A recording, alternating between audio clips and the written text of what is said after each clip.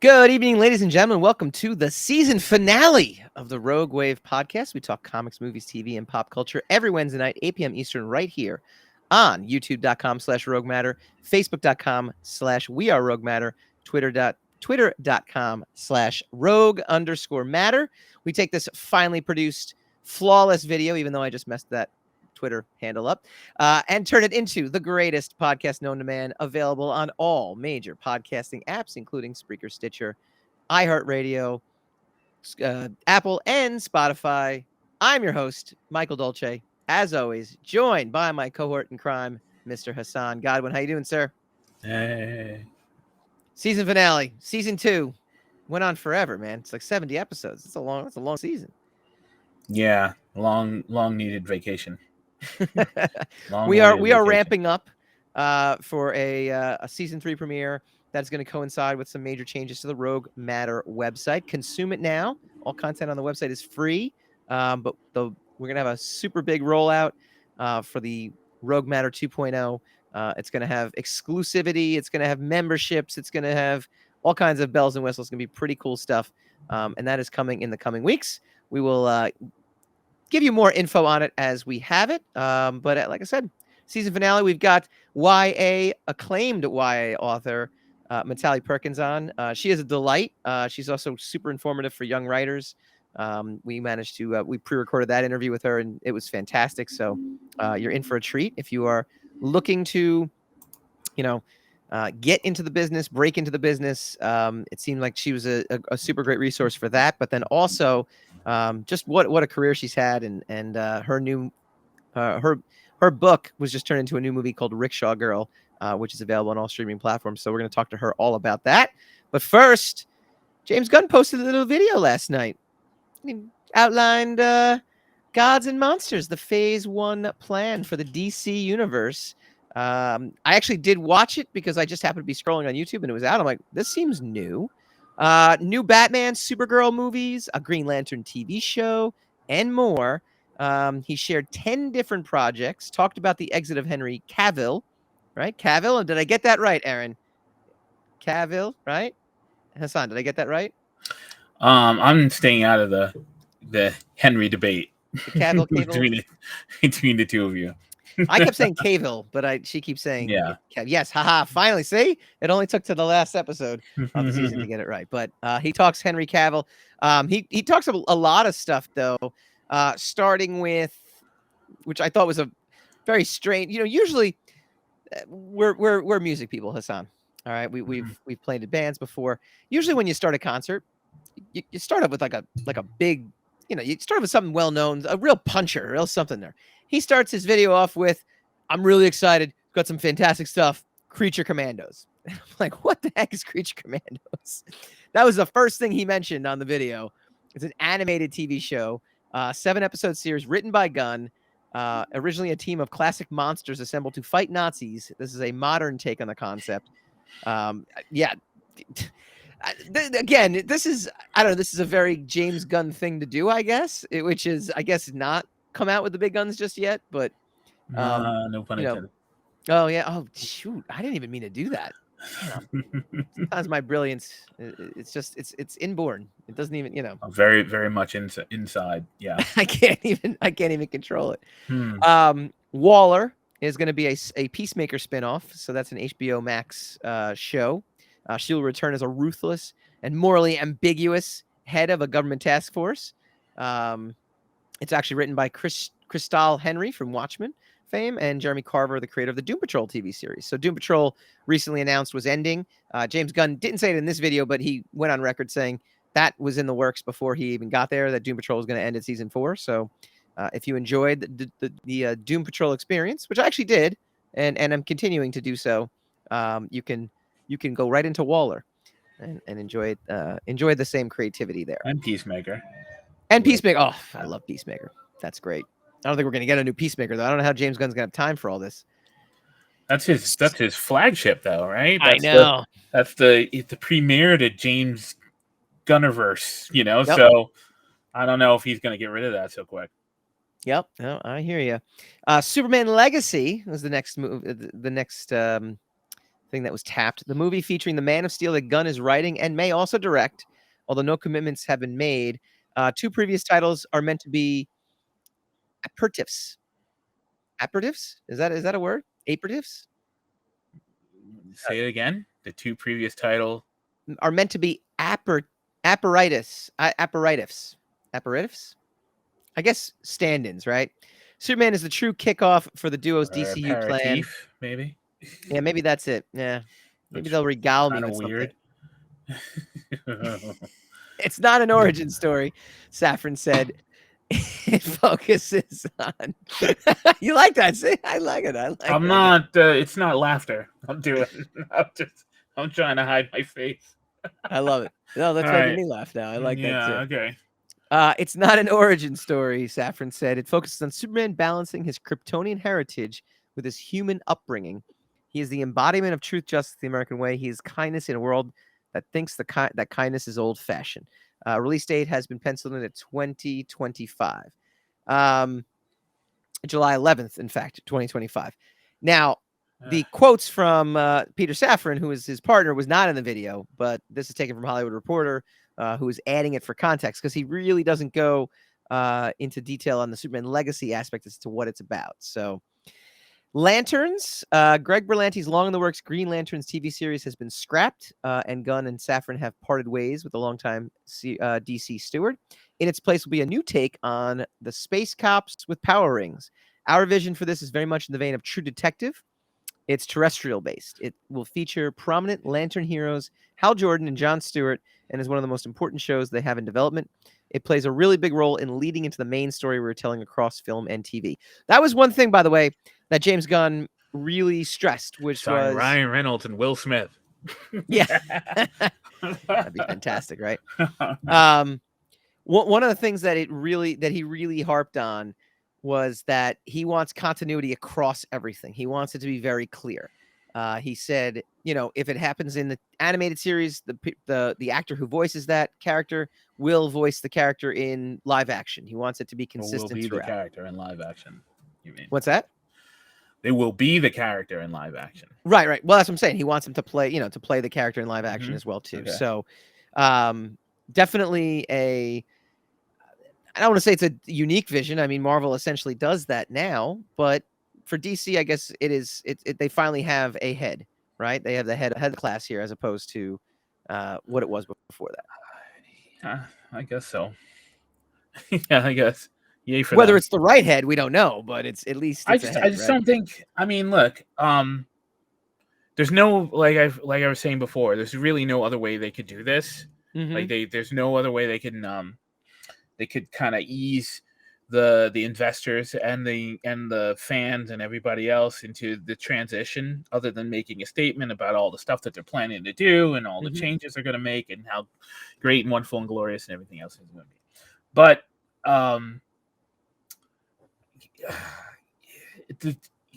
the sad thing about it is the presentation aspect of it already, leads to parallels with Kevin Feige, like it leads to the parallels about the Marvel's phase rollouts, right? So it's still kind of in the shadow of Marvel, of the MCU, I don't know how else they can do it, because I'm sure all their investors are kind of like, we want exactly this because this is making billions of dollars every movie. So, there's no, even if he had a unique idea about how to roll things out and how to alert the media about all the changes he was about to make and all the stuff that he was about to do and things down the line, I'm pretty sure they would have reprimanded him and say, well, that's not, you could see the blueprint of it is, Kevin Feige does it every week. So right. Just follow that. However, I'm just, speaking for myself personally. Yeah. That has nothing to do with anybody else. I'm sure everybody else is super excited for it. Good for them. And I don't mean to say it's going to fail, because I don't think it's going to fail, and I don't predict things like that. I wouldn't celebrate it if it did fail. Right. I don't want it to fail. But I just don't care. It's not like I don't care, but it doesn't excite me, because it's more noise about something that's going to happen 4 or 5 years from now, 3, 4, 5 years from now.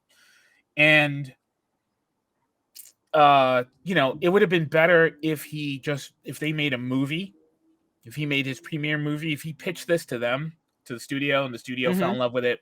Then they made a premiere movie and put everything they had into it and packed a punch, and it came out and it did business like Top Gun or like Avatar. Sure. And then he says, and this is going to lead into that, and that's going to lead into this, and this is what we're going to do from here and there, and just burst on the scene, getting everybody excited about it with something that's already done, as opposed to something he's planning to do, which could be speculated to death, which is what's going to happen to it in the next 4 or 5 years. So its potential to die in crib death is astronomical. And I'm not talking about their creativity whatsoever. I don't have anything against James Gunn. I like everything that he's done. I like DC. I liked the DCEU when it existed. I love Marvel, or I like Marvel. I mean, I have an affinity for both of them at the same time. So I don't want to see either of them fail. I don't think either of them is doing the other a favor by competing with each other. But fine, that's competition makes the market. That's oh, absolutely, whatever. yeah. But I'm just tired of the constant chatter about it. Show me a really great Batman movie. Show me a great Superman movie. Then I'll be there and I'll be like, yeah, obviously you can do it, and obviously I want more of what you've just done. That's what I want to be able to say. Sure. Whether I think that he can do it and the plans that he's got to make to do it, I'm sure James Gunn wants to do all of it, and I'm sure if left to his own devices, he would be able to do it wonderfully. Yeah. But we've already seen, and Warner Brothers likes to, you could bleep this, they like to shit their own bed on a regular basis. They love to step on their own cape and fall down a flight of steps right in front of everybody.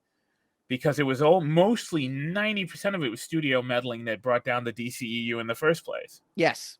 So, and then, you got the other stuff with Ezra Miller and, all that other stuff that's going on. I just want to see a result. Supposedly fantastic movie, though. James Gunn had he says he's seen it. He thinks it's a fantastic movie.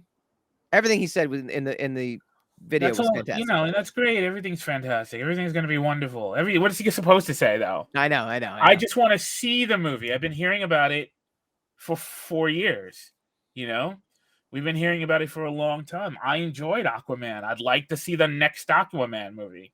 Yes, Aquaman 2 is still on. He mentions that. He said Shazam fits nicely. I know for a fact it's coming out. I know for a fact it's still happening. And then there's talk about also Jason Momoa being Lobo or something like that, which may or may not happen. From a casting perspective, actually makes total sense, doesn't it? It does, but it would like Lobo.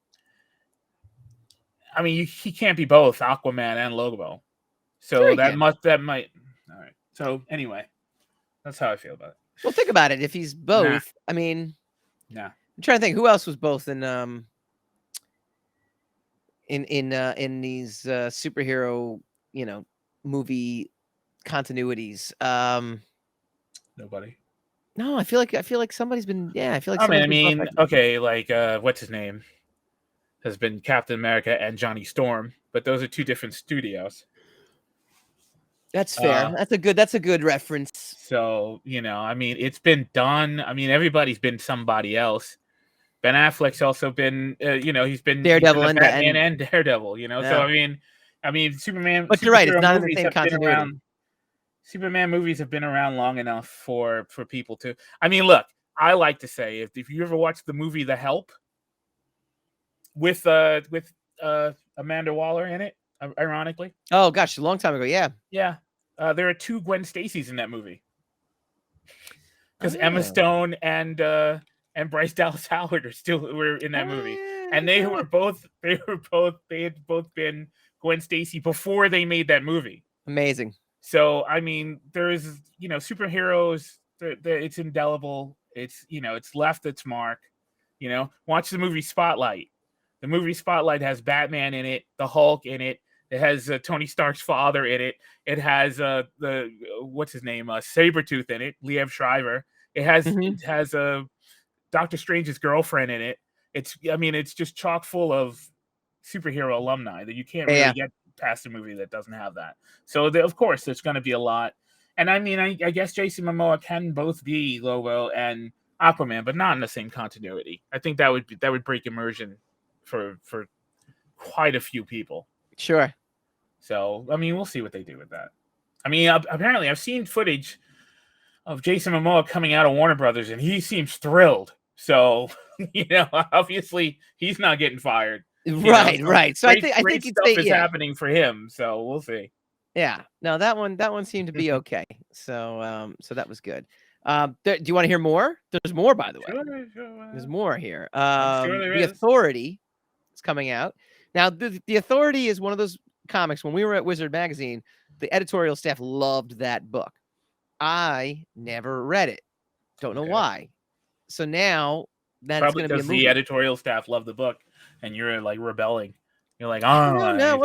I don't know what it was. Fogies like, I can guarantee it's not going to be anything I'm going to. I don't know. So I'm going to go back on my Comixology Unlimited if it's still a thing, because Amazon bought Comixology, and well, actually they bought it a long time ago, but they effectively dismantled it. I'm hoping I can still access all my Comixology Unlimited books, and I will get Authority, and I will parse through that, because I think that one's very interesting. It's a team of superheroes with rather extreme methods of protecting the planet. It originated in the late 1990s under it calls it an influential imprint known as Wildstorm. I don't know how influential it was, but run by artist and now head of DC Publishing Jim Lee. One of the things of the DCU is it's not just a story of heroes and villains. Not every film and TV show is going to be a good guy versus bad guy. Giant things from the sky come and good guy wins. There are white hats, black hats, gray hats. They are kind of like Jack Nicholson and A Few Good Men. They know what you want them. They know that you want them on the wall, or at least they believe that. All right.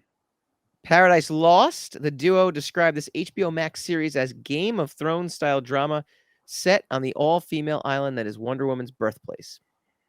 Filled with political intrigue and scheming between power players. It takes place before the events of the Wonder Woman films. The Brave and the Bold. This is the introduction of the DCU Batman, says Gunn, of Bruce Wayne, and also introduces our favorite Robin, Damian Wayne, who is a little son of a bitch. That's his quote directly. The movie will take inspiration from the now classic Batman run written by Grant Morrison that introduced Batman to a son he never knew existed, a murderous tween raised by assassins. It's a very strange father and son story. And importantly, it will feature a Batman not played by Robert Pattinson, because there is also the Batman sequel. Pattinson will continue to portray the Dark Knight in at least one more crime saga movie directed by Matt Reeves. That movie, the executives revealed, will be released October 3rd, 2025, and is being called The Batman Part 2. A very literal title. 2025 is going to be a big year for DC. Superman and Batman within the same year.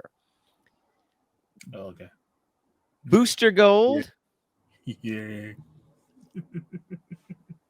Booster Gold. I used to read Warrior, which is kind of the sequel to Booster Gold. I think so. I kind of know that one a little bit. Yeah, but not much. But Booster Gold is an HBO Max series based on a unique, lesser-known hero created in 1986. It's about a loser from the future who uses basic future technology to come back to today and pretend to be a superhero. Gunn described it as imposter syndrome as superhero. Last two on the list, Supergirl Woman of Tomorrow, taking its cues from the recent Tom King written miniseries. This movie promises a different take than what most think of when Superman's cousin comes to mind. We will see the difference between Superman, who was sent to Earth and raised by loving parents from the time he was an infant, versus Supergirl, raised in a rock, a chip. What's that? Who wasn't. Right. Well, no. Wait. So wait. Supergirl, raised on a rock, a chip off of Krypton, and who watched everyone around her die and be killed in terrible ways for the first 14 years of her life, and then come to Earth. Like I said, who wasn't? Wow. One was nurtured, and the other one came up through hell. You know? So needless to say, she's going to be incorrigible and superpowered. So that's probably going to be a bad. She's not going to be very happy. No. I feel nurture versus nature here didn't do her a favor. Finally, Swamp Thing, a horror film that promises to close out the first part of the first chapter of DC films. So it's only going to work if they have the Creedence Clearwater Revival song at the beginning of it. That's very well. James Gunn, being the music guy that he is, I got to imagine would be doing that. So for sure. The second Swamp Thing movie is the first time I ever heard "Born on the Bayou," and I became like a crazy. That actually introduced me to 70s rock music. Oh yeah. And yeah, they put me on the path to becoming a musician. Look at So you. there you go. You know? So I'm sure they won't, though. I'm sure it'll be some algorithmic click tracking from the AI universe. I don't know. James Gunn is pretty good he's pretty good at pairing up music and movies, right? He's very good with the music. He does good with the music. So all right. What do you guys think? So, yeah. I mean, personally, I am just a casual observer. I was always a Marvel guy more than a DC guy. I would pick up the occasional DC book. You know, Robin by Chuck Dixon was a personal favorite of mine, but for the most part, you know, Let Sleeping Dogs Lie. I'd pick up a Batman book when it was warranted, but I wouldn't necessarily be collecting these things on a regular basis. So I just sit back and, you know, whatever comes out, I hope they're good. But if it's not, I don't lose sleep over it. I mean, I don't lose sleep over a lot of different things now, but I'm intrigued. I'm intrigued to see what happens. Aaron kind of said it. You said it. I am a proud, I don't know why, I'm a proud New York Jets fan, and we have terrible ownership. We have owners that succumb to outside noise a lot. You know, there was one time we were going to hire a coach, and then a Daily News writer actually wrote, and he had to really dig for this, but he found some dirt on the guy, and it wasn't even dirt. It was like someone from like when he coached, he was an assistant coach in college like 10 years earlier, was like, yeah, that guy was, he was a jerk. Mind you, totally successful coach in the NFL. We were all very excited to have him, but because of this one article, the owner decided, no, we're not going to hire this guy. We're going to hire a different guy. And then we proceeded to be terrible for another 5-6 years and continue to be terrible. Why do I bring this up? Ownership matters. We're going to find out if DC, under new ownership, is going to go the Woody Johnson route and succumb to, you know, social media noise, outside noise, is going to let James Gunn actually do this, even if it goes down in flames. Let's say it does. I will applaud DC for just, you know, having a plan finally, or at least looking like they have a plan and sticking with it. James Gunn has a solid track record of being a very competent storyteller to even being a great storyteller, depending on, you know, the different films that he's in. So let's hope that he gets the leash is long, right? That's my hope. Yeah, I mean, look, all the best. You know, all the best. Actually, I mean, it sounds very condescending and dismissive, but I mean, yeah, all my best to you until you show me something that makes me a devotee. Yeah. You know, I don't hope you fail. I do not hope that he fails. I do not hope they blow it. I just wish the horse trading aspect of it was a little less prominent. Yeah. And the actual material was more prominent. But it seems to be the opposite these Yeah. days. Like all the horse trading comes, and that becomes the main event. And then the movie comes out, or the movie's held hostage. Right. Like, you know, like the Flash movie. Oh, everybody says it's a great movie. You know, I've been hearing about the good or bad of this movie. You know, and a lot of people made money. A lot of people are making their bones, their social media bones, on the speculative fancy of whether or not this movie should exist or not. And I just want to see the movie. I'm a material guy. I just want the product. Right. You know, I want to wait. The Christmas is great because of bells and whistles, but it's mostly the presents. I just want the presents, you know? Right. I don't want to hear about the Christmas spirit and see your tinsel all over the place or whatever, and then wake up Christmas morning under my tree. Right. I agree. So, I agree. You know, that's all. I think that's a pretty fair way to look at this, and well, time will tell, right? I mean, we won't know until we know. So absolutely. And you know what? I'm not even saying I'm not even being against, you know, wondering about it or thinking about it. I'm just saying, if someone asked me directly, I'd be like, yeah, like, you know, whatever. Like until I do something, I just don't know what to tell you. Well, but I'm sure it'll be great. I'm sure it will be. Well, let me ask you a question. Did you love Peacemaker as much as I did, or no? I liked it a lot. I didn't, you know, I mean, look, I saw every episode of it. I waited every week for it to drop, and then I watched it the moment it dropped. So, I mean, that should, you know, it's like if someone asked me, if you were to ask me, am I a Pearl Jam fan? I'd be like, I don't know. But I have every one of their albums. So obviously I am, You know, Got you it. have to go out of your way to own every album from a band. You don't just happen to do that. And so Correct. and these days, especially with social media being the way it is, you kind of have to go out of your way to be the first to see something. You know, you have to make an effort to do it. And I did that for Peacemaker. So I'm very happy with it. I very much enjoyed it. You know, it is a lot of what I thought it would be, but that doesn't make it bad. You know, that makes it wonderful. What do you guys think? I mean, more of that then. What do you guys think? Are you excited? Are you, as a DC fans out there, is this, are you nervous? Are you excited? Put all your comments in the comment field. We will respond to them throughout the week. And, in general, we'll just continue to respond to it, because I think this is going to be something where James Gunn likes to put stuff out on social media. And so this is not a, boy, we haven't heard from you in a few months kind of deal. He seems to be consistently communicating with the fan base. Let me add one last thing. Okay. I do think if anyone can fix the ship, it's probably going to be James Gunn.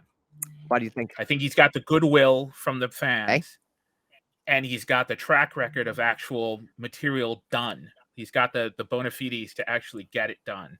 So I think he's in a good position to do some, to turn everything around. All right.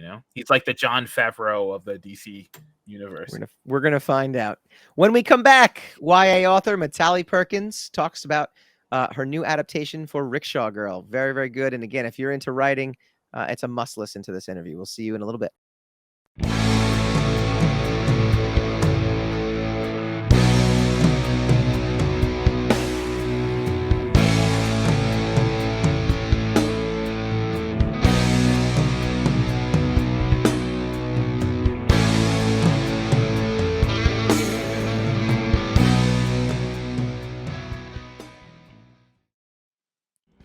Hi guys, Mike Dolce here from the Rogue Wave podcast. If you like this video, please feel free to like, share, subscribe, all that fun stuff. It really helps us out.